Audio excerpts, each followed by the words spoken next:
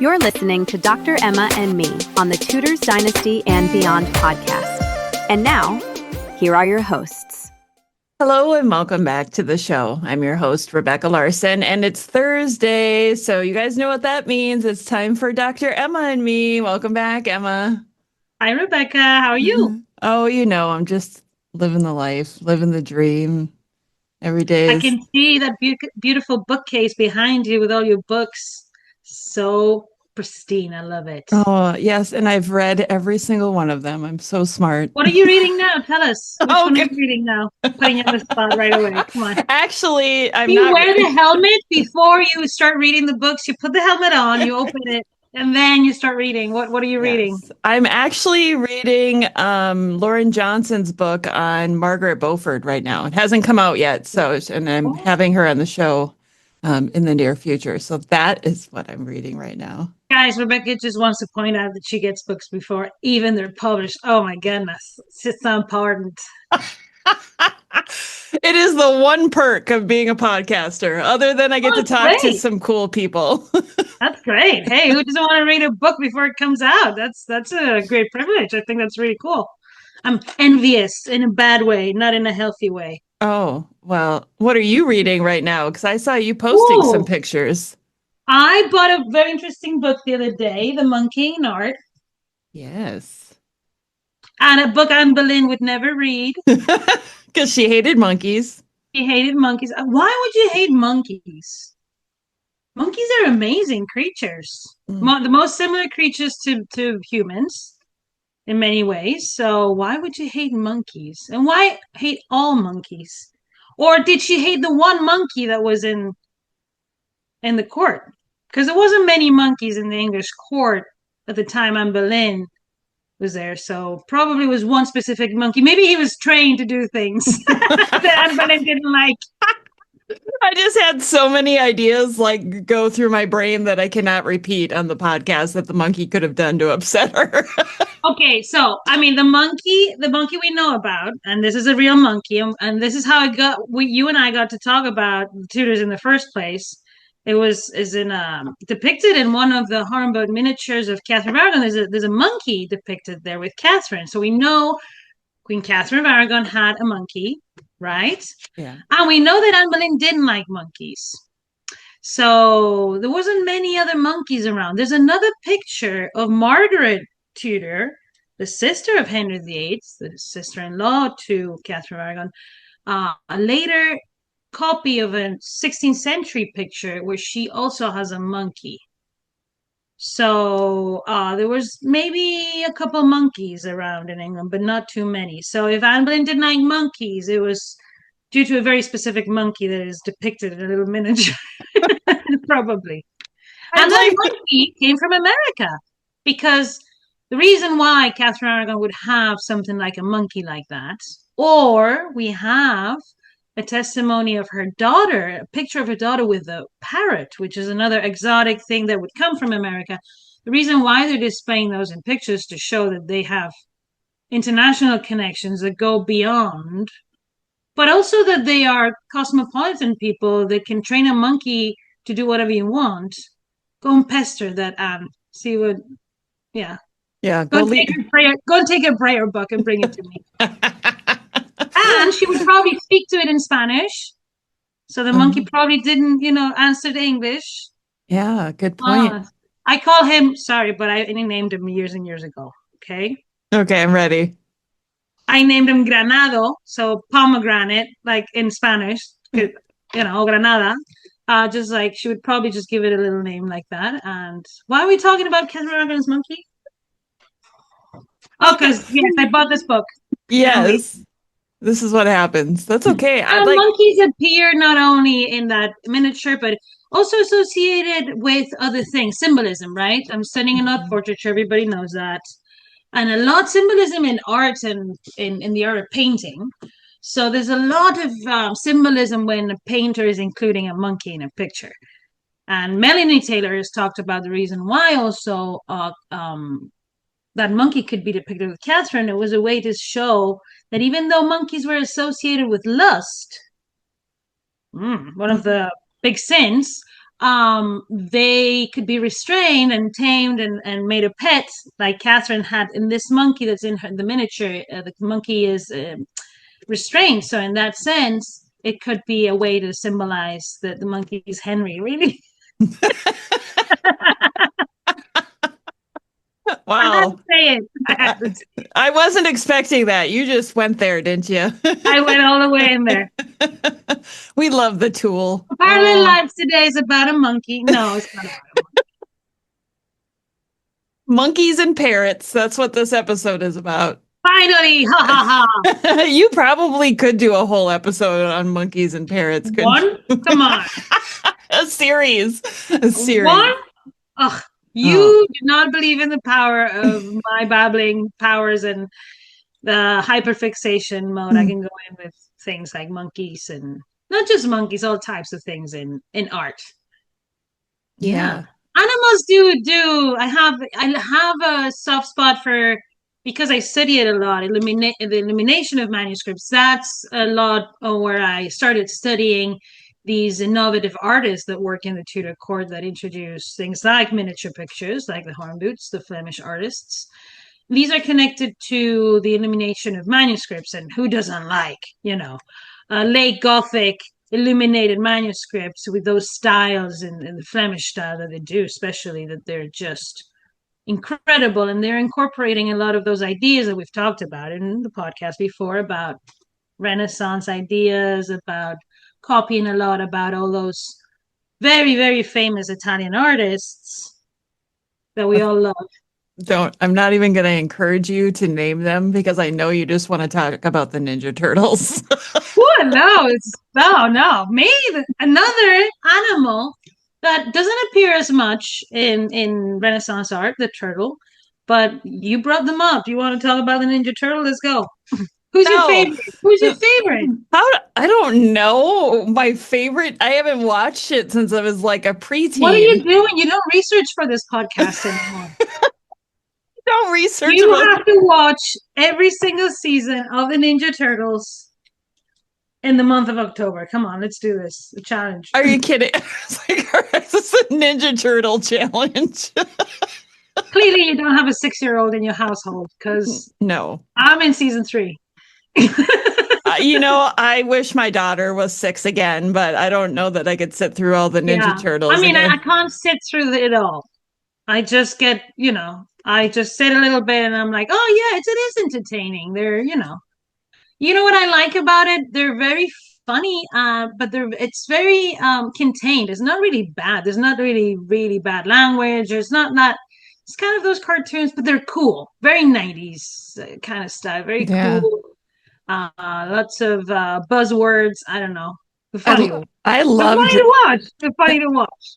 I thought the 90s were the best when it came to pop culture and music, and maybe that's and they're, and it is based in New York, so you get a bit that they're always eating pizza, just kind of funny. Yeah. They get those things from different cultures, but they're ninjas, so they're, Japan. So again, talking about the Ninja Turtles. I know. Here we went. I'm not talking about Italian artists today. No, but we're talking about an artist today, right? Do you want to introduce our topic today? Actually, for once, I'll be the one to introduce, because this is an exciting one, because who doesn't love Holbein? So Holbein is one of our focuses. Holbein in the house. The best Tudor artists, that's what I'm going to call him. And then our second figure from history is Erasmus. Holbein and Erasmus. When Emma first... Have you ever heard of these guys? No. I feel like every time you suggest a topic, my immediate reaction is, I don't know. And when you texted me and you said Holbein and Erasmus, I immediately in my head went, I don't know. And then instead texted, yeah, sounds great. Or sure, let's do it. Because I know our friendship is based on dishonesty. He clearly doesn't trust me or look how red my face is. Oh, Rebecca. I mean, let's see how it goes. I think this was a very, very good one. I think people love these two. And I don't think people realize, and we think we know them both a lot, but we know them both a lot for very, very different reasons, even though they're very, very interlinked. So Yeah, I yeah. think this is a great one. Cool Okay. guys again. Cool guys. We've had Cool, a guys. couple. Yeah, Rebecca's usually a bit cold to the dudes. I am. Why? Doesn't mean I don't like dudes. I like dudes. We know. We've heard you in the podcast before. You made a comment how I was going to bring up beards today because I have my Diet Mountain Dew. There she goes. Yes. Okay. Oh, Holbein had a beard, so at least, it's on topic. Good, Rebecca, good. Uh, yes, but these are cool dudes, and we have to talk about the cool dudes. Especially these cool dudes have lots of interactions with the cool ladies that we love to talk about. Otherwise, we wouldn't have that many pictures of women of the Tudor court, because who was the one to put their faces in on paper, right? It was Holbein. Holbein for sure, right? Yeah. So they're very cool dudes, and we have to talk about the cool dudes, and we have to talk about Francis the First and Henry VIII too, like we did. But I thought that was, you know what? Giving you some feedback, I thought the Henry VIII and Francis the First episode was hilarious. I enjoyed that very much. So talking about the dudes is always fun. Yeah, well, I think I enjoy the picking on the dudes the most, but Don't have much in terms of picking against these two dudes because I admire no. them so much for different reasons, and at the same time to be linked both to Catherine of Aragon. Haha. Now I said it, the point of connection, obviously, for me in my research, they were both featured in my dissertation because both these dudes are very, very intertwined to the introduction of Renaissance and humanism into England. And I thought this was great episode because one of the things I do, I think a lot of people know me as an art historian, but I'm also a cultural historian. And in that sense, Erasmus is the biggest figure in 16th century culture, isn't he? Yeah, yeah, and I think that's the biggest thing is when we look at them, and you can correct me if I'm mistaken because this is not my expertise, but both Erasmus and Holbein were in the same circles, Renaissance circles in Basel. How do you say it? I don't know. Basil. I don't know. Basil you put in your tomato sauce, but basil, I guess. Yeah, Basil. I don't yeah. know. In Spanish is Basilea. So, but I've never thought. I think I never spoke it out loud in English. Let's Oh, call it Basil. Who cares? The people from Basel probably. Like,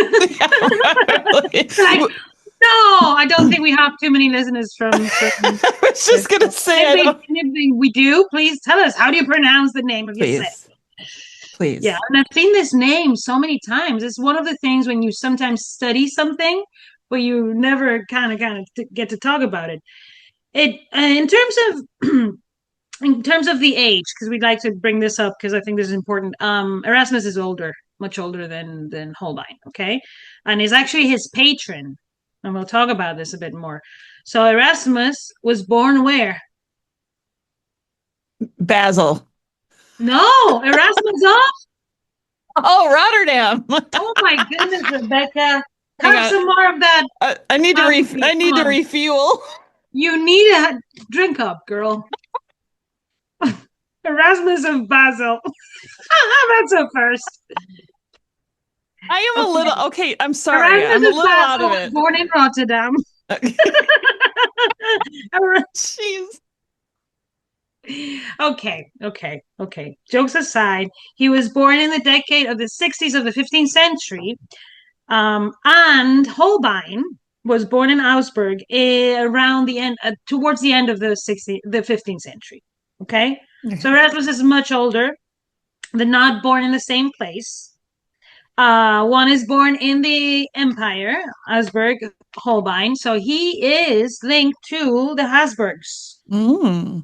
And he works for the Habsburgs, Charles V, wisest guy always coming up in our podcast. Because he was a genius. Because he was all around. He's all around.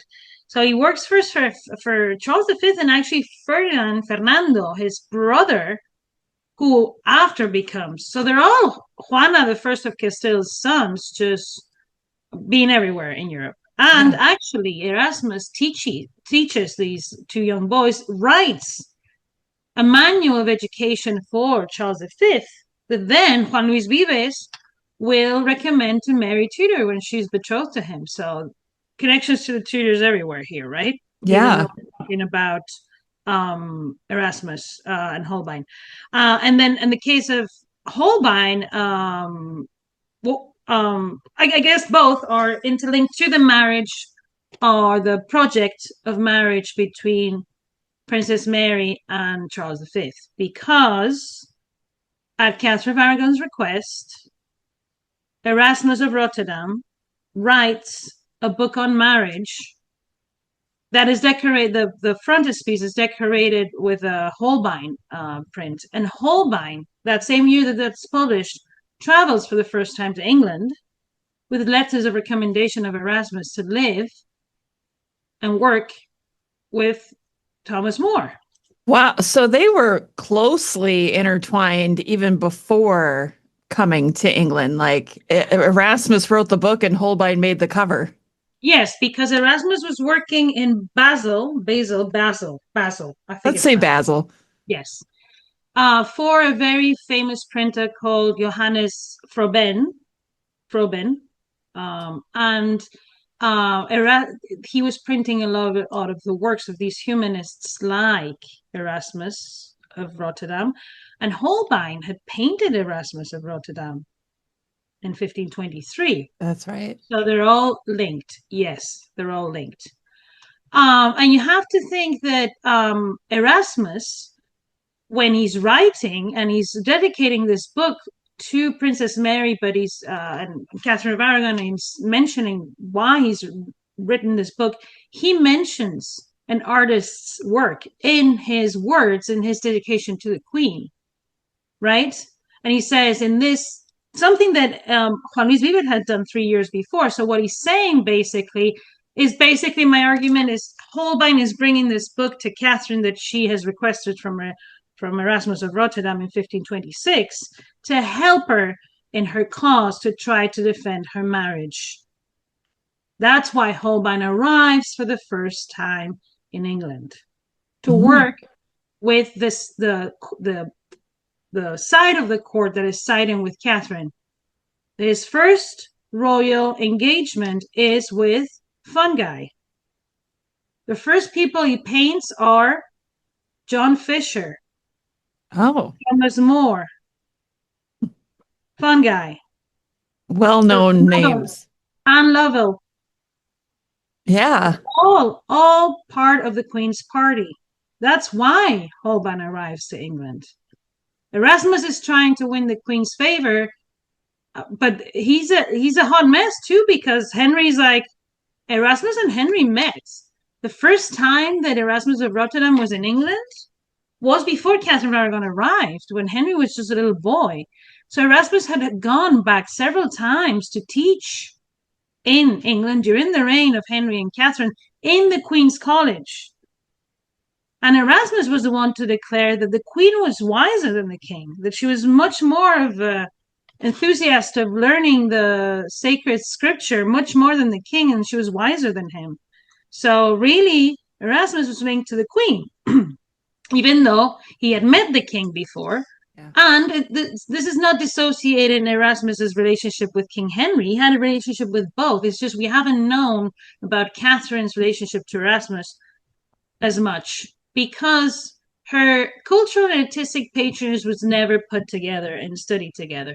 We knew a lot about the commissions of these works for the education of Mary, but we hadn't put it together with the development of art, culture, and the introduction of Renaissance into the Tudor court with Holbein, but before that with the Horn Boots. So Holbein is also coming to a court where there's already Renaissance artists creating pictures, miniature pictures. So the revolution in portraiture has already started. Holbein comes to reinforce that from the Queen's side, or the Catholic side, that is opposed to the King's party and Anne Boleyn. So that's why Holbein, who is from the Empire and has worked for the Habsburgs, comes with letters of recommendation from Erasmus of Rotterdam to England in 1526 and paints, for example, the family of Thomas More. Saint Thomas More, Saint John Fisher. Those are the people he paints in his first stay. And love it. One of my favorite Holbein pictures is of the one with the lady with the sterling. Yes, you know Yes. which Yep. one I'm talking about. Yep. The National Gallery. Thought to be because of the symbolism related to probably the Lovells. Lovell was someone key in Catherine of Aragon's queenship. So when you start to study these subjects of Holbein's first visit, you realize that they're all linked to the Queen's cause. That is a mind-blowing mic drop thing because I had no idea until you just said that how connected they were to her. Like how important it is to see that those were the first people that he was doing portraits on. I know, right? And what amazing portraits. Never in England there had been portraits rendered like this. No wonder Henry needed Holbein to come back after he left, right? Why does he leave? I think he leaves like a lot of people because things get bleak. Henry is just very unstable, okay, and things are not great, especially if you're from the Empire. And this had happened before. Torrigiano left after designing Henry and Catherine's tomb. It just seems like the Tudor court was a great place to work because the king had a lot of money, but sometimes the king was a bit unstable, so he had to leave again. And I have some things I need to do in Germany. I'll be back if I can sometime soon. But then it's also very close. We have to realize that those areas in Germany, Erasmus was from Rotterdam, Not and Basil. not Basel. That's not far away from England again. When we talk about these humanists, and they're interlinked. This humanist culture is interlinked to Renaissance art, right? Mhm. And in pictures, sometimes we see messages in Latin, references to how many books do you see in all these pictures, and how many things that you are like. These are all connected to an elite culture, really. And sometimes the messages are written in written words like Erasmus does, but those are also decorated sometimes with, especially with the rise of the printing press and someone as smart as Holbein being the ultimate artist, a bit emulating Mm. Dürer before him, very famous German artist too, being so active in doing title pages for books that are being printed by this Johann Froben, who he also paints in that pictures in the Royal Trust, in the Royal Collection Trust in England. So Henry VIII wanted these guys next to him. And this is why the lives of Erasmus and Holbein are so parallel, because of remember when Alejandro Vergara has told us several times that these powerful monarchs are attracting the best. They don't just want any artist. No, they want the Holbein. They want Erasmus to come and teach in Cambridge, That's the way to have a magnificent court. And if you see, and one of the things that I wanted to bring up that's very curious is Erasmus dies the same year as Catherine of Aragon and Anne Boleyn. Oh, 1536. 1530. So the 12th of July, 1536, he dies. So there's a shift and a change in, I would say, even European culture when Erasmus dies, let alone in England when Henry has already gotten rid of two wives. Right. Yeah. Exactly. I do have a question for you because we're talking obviously about art history too. And that is your specialty. And I think I'm realizing more and more how important art history is to telling history. And I'm wondering, do you think that art during the time was a more accurate representation of what was going on versus the written word? Do you think there was more that could be conveyed through a painting than somebody could write in I don't know, a letter or something? I think they were not mutually exclusive. Okay. I think that especially in this specific period of time I study where miniatures appear a lot in the English court, and you told me about Thomas Seymour having a little miniature and referencing that in a letter. If you go into the Victoria Albert Museum and you in the database and you type writing desk Henry VIII, you will see Catherine of Aragon's writing desk. I don't know why they have it classified as Henry VIII's when the heraldry is referencing Catherine. Anyway, not just the Tudors, but also the Spanish houses. So this was decorated by the Hornboots, the same artists that were painting the miniatures. And that's the writing desk that Catherine would use to write her letters to Erasmus or to Vives or to this and Anne Alejandro's told in the podcast a lot about this too. It's a common culture. It's a culture that has many legs. One is art, one is literature, one is music. Music was extremely important to convey, for example, musical political messages, and that's why Henry VIII is such an active musician, and that's why Mary Tudor becomes so good as a musician. It's a powerful language in the Renaissance music because it's part of the performative nature of the court, which is also a very important thing. So why do we always hear about Mary Tudor then when she's queen, so obsessed with her jewels and being magnificent when she presents herself? This is because it's all part of court culture in the Renaissance. If you want to be magnificent, you have to be a Renaissance person. You have to speak languages, play the lute. You have to wear magnificent gowns, the latest jewels, and you have to have the best artists like Antonis More paint your pictures, right? Mm-hmm. Yeah. So that started in England with Holbein, thanks to Catherine of Aragon. And Fungi, who is the first guy to hire him, and we see that he's mentioned as Master Hans to prepare the arrival of two very famous ambassadors that are coming from France with a marriage proposal for Mary after Charles marries Isabella of Portugal. Mm. And what does Holbein paint for that? Those to receive the French ambassadors in Greenwich, a great big picture, a view of Terouanne. City that Henry captured in 1513 from the French king. Oh, right. That's right. He's so like Francis the first ambassadors could see. I love this story. And if that is not telling you the kind of message Henry Guilford wanted to send, shortly after that, he has his row with Anne Boleyn. That's what I mean. It's all part of the political messaging of each side.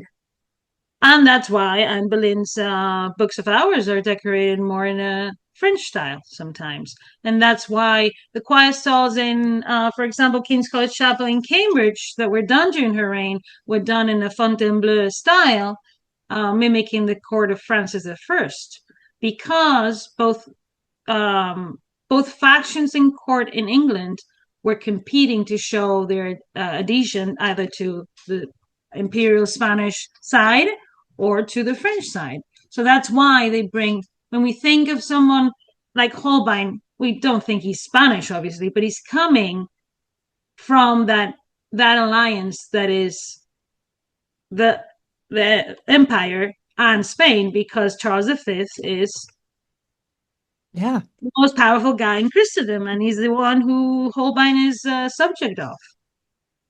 So really, Charles V could have been like, no, Holbein, you're not going to England. You're staying here. Yeah, he could have. I mean, each political system was very different.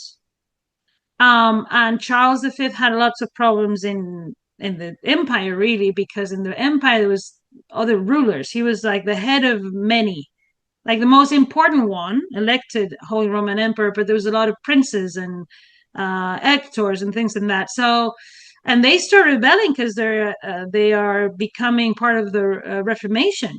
So Charles V has lots of problems in the empire. That's why he doesn't give the empire to his son Philip II, because he believes that it's not possible to rule all of it and keep sane.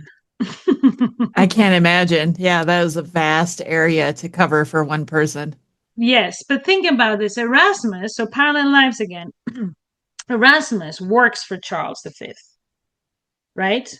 So, and then Erasmus works for Catherine of Aragon. They're all working for the people in the Spanish monarchy related to this, and especially I want to emphasize again the marriage, that marriage between potential marriage between Charles V and Mary Tudor, the future Mary I, was what brought also the Hornboots to England. Susanna Hornboot, who was part of the workshop of her father, who became very famous in the court of Margaret of Austria. Oh, who was Margaret of Austria? The woman to raise Charles V after he was born. In the toilet. In the toilet. Where? In Basel? No, I forgot where he was born. He was born in Ghent. Oh, yeah. I always forget this. Place that Susanna Hornboot was born. So all these plays are related. We know that Susanna Hornboot was a very, very good artist because people like Dürer, who was someone similar to Holbein, but some time before, travels to the Netherlands and writes about these artists in the Netherlands that are doing great things in illumination. And he mentions Susanna, and he says, and she painted this little picture of Jesus, and it was so good that I gave her money for it, and I bought it from her. That's the only thing that he buys. And he's telling us that she's only 18 at this time when the meeting in Antwerp. The reason why I wanted to bring up Antwerp is, again, this is the port where all these this magnificent art, these illuminators, and a lot of these illuminators, we know them as illuminators, but they're also painting already on oil paintings, and they're doing all types of works in churches, and they're Renaissance artists. They don't just paint and illuminate manuscripts. They're doing many things. All of this work that they're producing is taken to England through the port of Antwerp. That's why Susanna, Gerard, and Dürer meet in Antwerp, because it's a point for all these things to, and Dürer wants to sell his stuff. So one of the things I'm studying now is when Holbein comes, for example, and brings, I think, Erasmus's book that he's written at Catherine's request and all that, I'm sure he's bringing a lot more things. And I think these artists like the Hornboots, like Holbein, we're also bringing a lot of prints, things like the ones being created by Dürer, of things that could use in England to paint new things. Am I making myself clear? Yes. But I was also wondering if it was possible for them to smuggle things into England to help Catherine. Like, could they have been smuggling money to give to her for her cause? Yes, we know of references of people trying to smuggle things into her. There's and I think we mentioned this a long time ago. Maybe we need to refresh the story because it's very good. I can't remember if it's the Duchess of Norfolk. I think it is the Duchess of Norfolk. And Catherine is already, she's already at the end of her life. I think it's something like 1535. It's very towards the end, right? Yeah. And she's been isolated, and no one can talk to her, and nothing can come to her, except sometimes the letter get a present from someone, and so the Duchess of Norfolk decides to send her a chicken so she can eat it, right? Yeah. There's a letter inside the chicken from a foreign ambassador. What? So they would smuggle things. So Catherine could. Also, there's another. Yeah. So she sent her a secret letter smuggled into the chicken. Yeah. That's crazy. How dangerous, but also here's where my mind goes in the street. I mean, how do they know to look for a letter inside the chicken? Well, because she would open the chicken to eat it and be like, excuse me? What is this? It must have been wrapped to something, right? She must have wrapped it, or Yeah. yeah, you would wrap it. Yeah, you just leave the chicken whole. I hope she left some meat for her too. But Just an yeah, empty shell, just bones. another time we know this, and this is related to art too, and this is something I study a lot. Uh, and this is way before. In I was reading about this the other day. In fifth, just before Isabel of Castile dies. So we're going back all the way to 1504, October of 1504. So Mm. 500 years ago. Yeah. Well, yeah. Isabel of Castile is dying, right? And Catherine is in England trying, and is Elizabeth of York has died too. So Henry VII is single Yeah. and mingling, started mingling around Europe, right?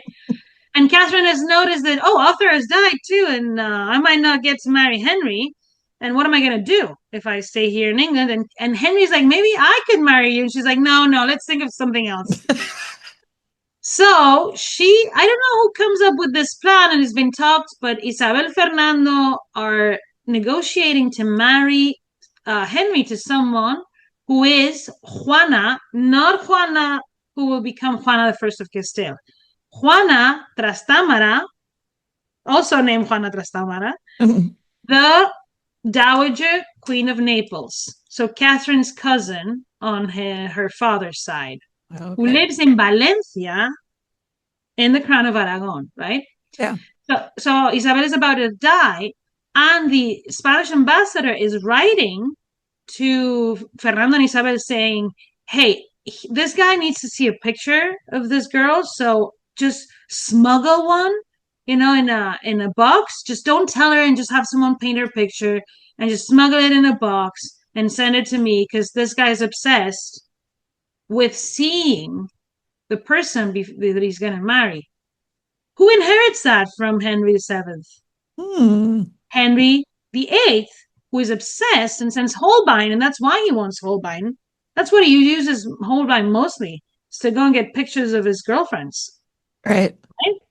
Because he does that with the most famous one, and the most famous story of Henry VIII and one of his wives and Holbein. What is it? Anna of Cleves, right? That's right. What happened? Do you want to refresh our memory? The marriage didn't last. How's that Well, for? but he sends Holbein. Actually, he sends Holbein to paint Anna, Yeah. but he also sends Susanna Horenboot. Right, because a man couldn't be left alone with a woman. Well, I mean, think of what you just said. In this instance, as an artist. Okay. So a woman would be there to, I don't know, in this situation was kind of to spy a little. It's been argued that obviously Susanna would speak the language. So you have to think that Anna of Cleves wouldn't speak English at first. Yeah. And then she could teach her about court etiquette in England too. Think about that, Yeah. adapt. And there's a very funny story about, there's a testimony that in Calais, Susanna Horenboot is teaching Anna how to play cards, but how to play it in the English way. But then Holbein is sent to paint her, and then comes back with the picture and shows it to Henry VIII, and he's like, "Ooh, I like her." But then when he meets her, he has a very different reaction, doesn't he? Yes. So that is a very good way to understand these pictures are highly idealized. And when you see this picture, which survives in the Louvre Museum of Anne of Cleves, so it's been restored recently, and now you can see it's beautiful, beautiful blue background. We could talk about that because that's kind of important too. Looks like a tremendously beautiful woman, Mm-hmm. but for some reason Henry then didn't like her, right? I'm not saying that Henry was right about that. What I'm saying is these pictures look very different to what people looked in reality. And Holbein, like Antonismo, was a master of making people look interesting. Even the sitters that are not attractive per se still look regal and majestic, right? Mm-hmm. And in the case of Holbein with Henry VIII's wives, he gives them a soft look, right? To like a submissive look, to be honest. We Yes. can talk about Jane Seymour's picture in the Kunsthistorisches Museum, also in Vienna. So what's been argued too is that even though he wasn't happy with the bride and all that, Holbein never lost his favor with the king. So he clearly thought was like, maybe too many filters, Hans, but next time just take it down a notch, you know? You see that mole in her forehead? You should put that in. At least tell me about it. Yeah, next time. He warned a guy. And then it's a tragedy when Holbein dies for the English court and the arts in general that start to decline with as soon as Catherine is not influential, to be honest with you. And then Holbein dies in 1543, and then Lucas Hornboot, who had also migrated with Susanna, dies in the next year. So there's kind of a change there, and changing of the guard. Change of the guard. And then Hans Heworth and other people arrive, but some of them again are linked to people from the Spanish court, because Guillaume de Scrots, who paints Edward VI, was Mary of Hungary's court painter. Oh, I didn't know that. Bada boom. Second mic drop. They're all connected, aren't they? This is what I'm They're all realizing. connected to the women from the Spanish monarchy. Thank you. After 2 years of this podcast, I think we got the gist of it. The message has been sent. This is Parallel Lives, Holbein, Erasmus, but really I'm here to talk about women. No, I'm talking about how connected women and men are, how we know so much. And one of the things that I said was that I would say that we know them for different things. We know them, and this is very important, why art history and history must walk hand in hand. We know Holbein a lot from what he wrote. He's got thousands of letters. He could have wrote like maybe a few little less letters. And he's always moaning and complaining. He's a complainer. I didn't even know that he had letters, honestly. Oh my goodness, you don't even know how many letters this dude wrote. Oh my goodness. Really? Where can we find he's always these? Moaning, the weather in England is really mean. And I'm like, oh, because in Rotterdam the weather is really good? No. You're just a moaner. He likes to moan. Well, if you had to take direction from Henry VIII or people like if I him. was teaching in Cambridge, I wouldn't moan and complain. In the Queen's College, no thank you. But then Holbein, on the other hand, we don't know a lot about his biography, but we have a lot of his work because there was a surviving book of sketches that survived, of all his sketches that we all love, right? The sketches of Holbein, some of them in the a lot of them in the Royal Collection still, from the time of Henry VIII. And also we have a lot of his, we've got a lot of production, a lot of title pages that he produced, prints, things like that, series like the series of the death, and a lot of these things that became very influential. A very important book with jewelry designs in the British Museum too. Okay, and in a lot of those, he references Henry and Catherine, Henry and Anne Boleyn, Princess Mary, a lot of anagrams with words, so that needs to be studied a lot. So this is how we need to work together, because if these two things are not put together, if historians are just using the written sources, and if art historians are just using the visual sources, then we don't get to know about the how these interacted, right? And especially in the case of people who were attached, and this is why they're so similar and have parallel lives, to the patronage of the rich and powerful and influential, who were the Henry VIIIs, the Isabel of Castiles, the Fernando of Aragons, the Henry VII, I guess, and the Catherine of Aragons, and the Catherine de Medicis, or whoever other people with Francis I, right? So in the case of England, this tradition of more of artists that paint from the north, so Holbein, Hornboots, and that comes from Catherine's taste for that and her connections to the empire and the Spanish court and the Habsburg courts, not just the Spanish court. Look at that. And we've circled back to Catherine of Aragon and her family being responsible for the evolution of England. Wow. Never. That's what a plot twist. Okay, maybe not the evolution of England, but close. Maybe we right? need to talk about the Ninja Turtles again. Because everybody loves that. Every episode now. We always get a comment whenever I bring it up. Yes. Because people are smart and they know what they want. And we will do an episode. I don't know if we do one on the 4 of them or 2 episodes. I just have to tell a little anecdote because as many of you know, and I don't mean to bring down the mood at all, but as many of you know, my father passed away a couple of weeks ago, and Dr. Emma was at the funeral with me, and my niece, who's probably watching this right now, walked up to her and was so excited, and she's like, "Are you Dr. Emma?" Yes. It was just like the timing was strange. Her name is Emma too. Yes, her name is Emma too, and then she immediately brought up the Ninja Turtles, didn't she? And that's when I know I found a friend for life. That's right. Yeah, that's exactly. Right. People like it, especially those young crowds, and when a teenager likes you, how cool are you? I mean, exactly. I'm like the coolest aunt ever. You're not as cool as Dr. Emma, who talks about the Ninja Turtles every time. Yeah. She doesn't talk about me in my podcast. She talks about Dr. Emma. She doesn't care about her aunt. Yeah, she's like, oh, my aunt has to be in the podcast too. Why is she here?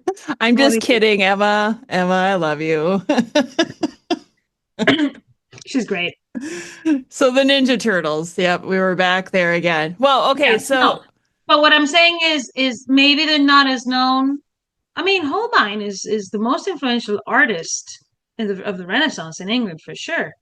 So, jokes aside from the Ninja Turtles, we bring them up because these 4 names, especially the 3 names of the Ninja Turtles, Leonardo, who live at the same time, just a little bit before, really, and are contemporaries of Catherine of Aragon. So, Leonardo da Vinci, Michelangelo, and Raphael.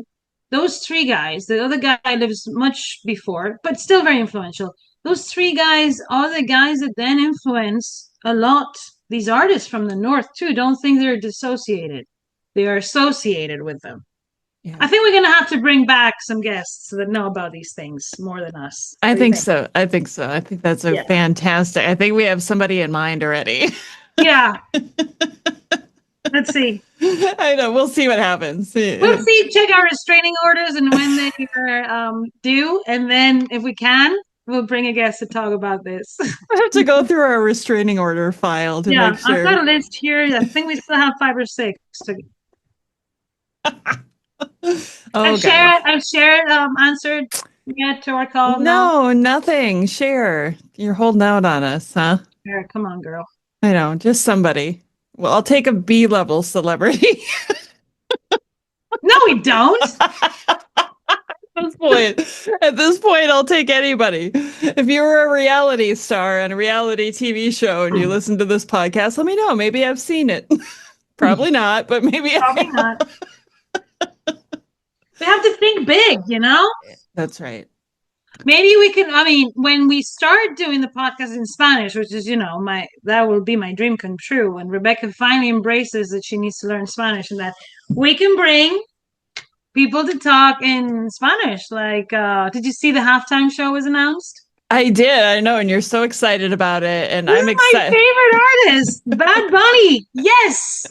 I know. I have to really learn Spanish now. Like, I'm excited that Bad Bunny is going to be doing the halftime show, but I have some catching up to do on my Spanish. Well, guys, I don't know. Maybe you don't need to learn Spanish because he doesn't say the prettiest things sometimes. Oh, so maybe it's better that I don't know what he's saying. Yeah, maybe just some of the words, like, yeah, some of them. I'll send you a corrected lyric. I feel like I only know the bad words in Spanish. Well, they're all in his songs, so you're going to be golden. Oh, great. Okay. That's good. That's good. Yeah. Okay. Yeah. But that'll be exciting. The halftime show is always exciting, right? Yeah. That's what I watch. I think people are going to be blown away. I love it. I love it. All right, back to parallel lives. It's time for us to wrap up this episode. So is there one last parallel that you can think of that you want to share with everybody today, or a final thought maybe? I know you want to change the subject, but speaking of Bad Bunny, I tried, you guys. I tried. oh, this is connected. This is connected. My final thought is people that excel, like Bad Bunny, he's going to do the halftime show because he's amazing and he's going to sing in Spanish and it's going to be incredible. Erasmus and Holbein were committed to their craft and their arts, right? So Erasmus, about thought and writing and thinking about stuff. So very influential intellectual figure because he was obsessed with that. Even though he was a moaner and we said he used to complain and all that, he was obsessed with what he was doing and he was doing it from a place of honesty, I think, and with deep intellectual hunger. So he was studying all day. He studied Greek. He studied this. He studied that.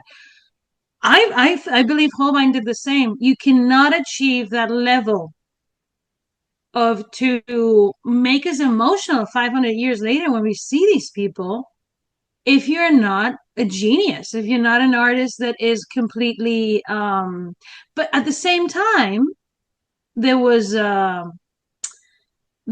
very good time to be a Holbein because the 16th century was a great time for that type of art that we appreciate. Not everybody likes, that type of art, but it was the level was so high with these Michelangelos, Raphaels, Donatellos, and all the Ninja Turtles and other artists that by the time Holbein was learning, he had such a high standard that he just became so good at his craft too, right? And in that sense, he was emulating his predecessors, but his predecessors, the ones that he just had behind him were so good that that's why he had to be so good.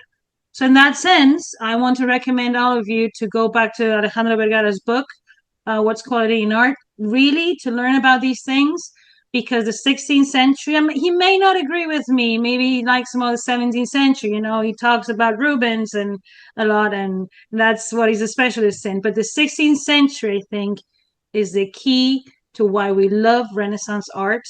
And in that book, he explains very well why we love it, and it's because of its quality. And in that sense, Holbein is one of the big names. Yeah, he is. So both Erasmus and Holbein and Bad Bunny are just cool dudes. I thought.